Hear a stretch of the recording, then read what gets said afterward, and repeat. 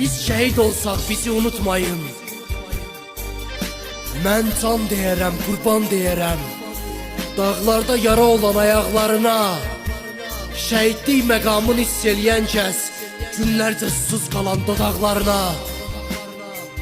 Uğrunda can verdiyiniz bu torpaq sizi keçsə də əsrlər çıxarmaz yaddan.